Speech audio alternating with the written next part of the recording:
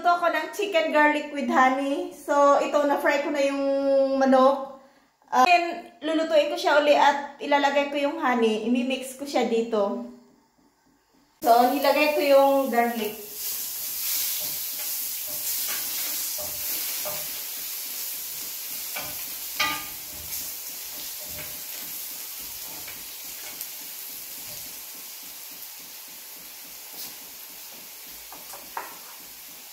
Tapos, itong manok.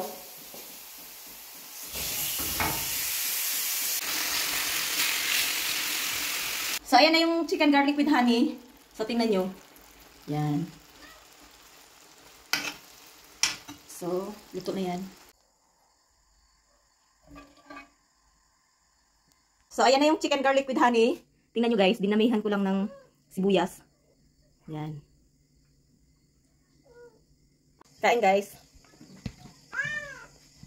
Ayan. So, ito yung niluto ko kanina.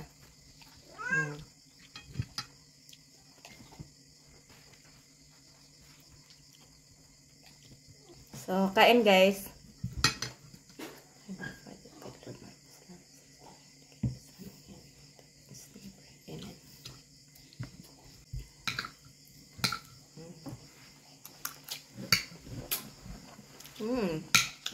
Sarap.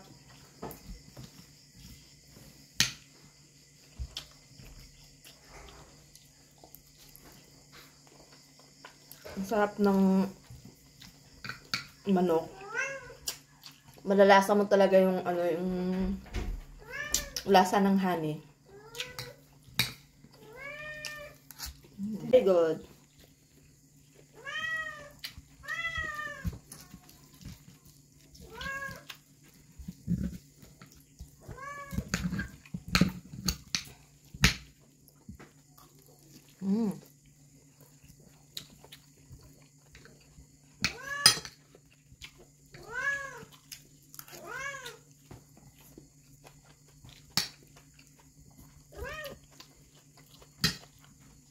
Bebe, syempre, kakain din yung baby ko. Nanghihingi yan.